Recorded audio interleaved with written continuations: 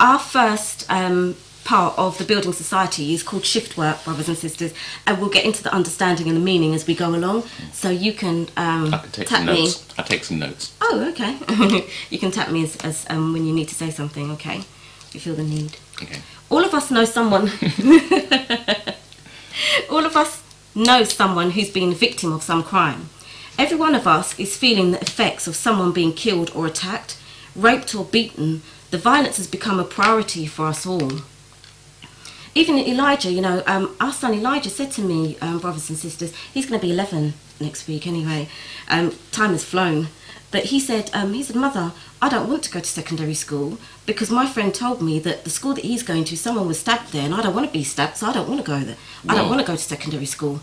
And I was like, it was a shock for me because that wasn't, that's not, it was a shock for me to hear that from him because he's not around a lot of state school children. But it was it was sad because the children shouldn't have to think about whether they're going to be stabbed or anything when they're going to school, because school is school. We're supposed to be strained about our work or our performance, or, you know, whether we enjoy the class, or I hate history or I hate maths, you know, not whether I'm going to be stabbed or not before I come home, you know. But that again is a sign of the times. But why is all this happening? It's because the divine structure of family has been broken down, so all of us are suffering the effects of it. The government leaders didn't think it was so much of an issue.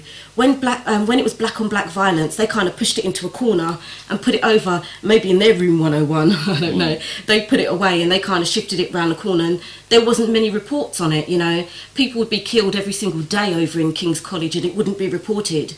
But now that it started to affect white children, now they're flapping, everyone's flapping and starting to build up different strategies and asking for ideas of strategies. The government are getting moving now and calling the violence in the community a priority. But it's a priority because it's affecting their children now as well, and they want to protect their children from that. But the divine structure is laid out for us in the Bible and in the Quran. Allah said that in the Quran, he said he creates us from pairs, mother and father, and he said that in the Bible it says Christ is the head of man, man is the head of woman, and woman is the head of children. So that's a very definite structure that's been put in place for our success. It's a method that's given to us. Now, in order for us to be successful, we have to be obedient to God. It's as simple as that. He's our creator and we call him the creator, so we acknowledge that we come from him. So considering we acknowledge that we come from him, since he's our creator, then we have to look to him in order for him to sustain us, in order for him to nurture us, and in order for him to guide us. And he's given us that structure in order for us to have balance, you know, as a whole. However, living within this society, because it's the opposite of God now, they promote single parenthood, single life. Encouraging people to have same-sex marriage. You know, you were reading something about I can't remember, the Cantor Archbishop. Robin Williams. Yeah, you know, you can explain that afterwards or something. Now, he was saying, if I can stop you, because I think it's very poignant, because we're talking about marriage, and we're talking about, well, marriage is the building base, the building block, what strengthens the fabric of the society. And, you know, Allah, God, gave us marriage. He gave us this, and he instituted this. And the Archbishop of Canterbury, the head of the Church of England, is saying that he believes that homosexual relationships are equal to marriage. And I can't see how or where he's got that from, to put it on the same level or as that which is the thing that strengthens the fabric of the society, not only the society, but that which draws us closer to our Creator. And it is just a very strange thing, I think, for somebody to say in that position. Yeah, and I think that the response to it will be just as interesting, because a lot of the time, as people, what we do is we get hot and we get angry, and then we start throwing stones and just being really aggressive, so we don't get the point. But just in asking the question, where did you get that from? Or which part of the Bible did you take that from? Or is that your own opinion? Yeah, or are you leaning on your own understanding? Asking a rational question can help to draw out a better response Instead and help. of flinging stones. Yeah, and instead, in order for us to have a better understanding of why he's thinking the way that he's thinking and why they're steering the people in that kind of direction, maybe he's getting some kind of subsidy or something. I don't know. Or maybe it's something to do with the fact that he doesn't want the church to split.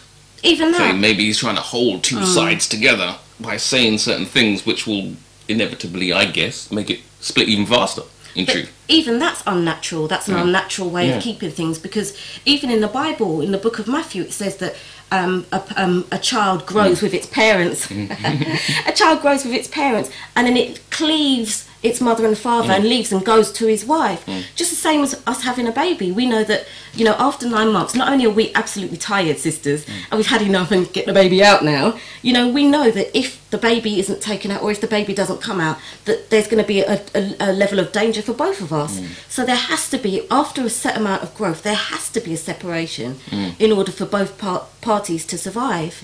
But maybe they see that as a loss, because other religions are starting to grow, whether it's Islam, whether it's Buddhism, whether it's Kabbalah, whether it's, I don't know, Scientology. All of these different religions are starting to grow and move, and there's a shift in the consciousness of the people now. So maybe they want to keep it whole just for that purpose. And paper over the cracks. Yeah. Maybe he thinks that's being part of the building society in doing that, papering over cracks. But you see, I think that's really interesting, because you know, that's what God says. You know, in both the Bible and the Quran. You know, just in reading, in the book of Exodus, where Moses is leading the people to the Promised Land, and the people have an old mentality, so they're not allowed to go into the new Promised Land. So in them not being allowed to go into the new Promised Land, God says to them. He says, and Moses says, you know, you lot, you wait here, soon come. So they're left there. And they continue working. So they're beavering away, thinking that they're helping to get into the Promised Land, but they're not. Their work is futile. And that's like a homosexual relationship in itself. It can't bear any fruit. So they're beavering away, thinking that they're working hard, and they think that they're being very productive, but it's a non-productive form of relationship, because nothing can come off that. You know, similarly with us being hateful towards one another, it's not just about homosexuality. It's about hatred full stop. You know, it's all about stop the killing.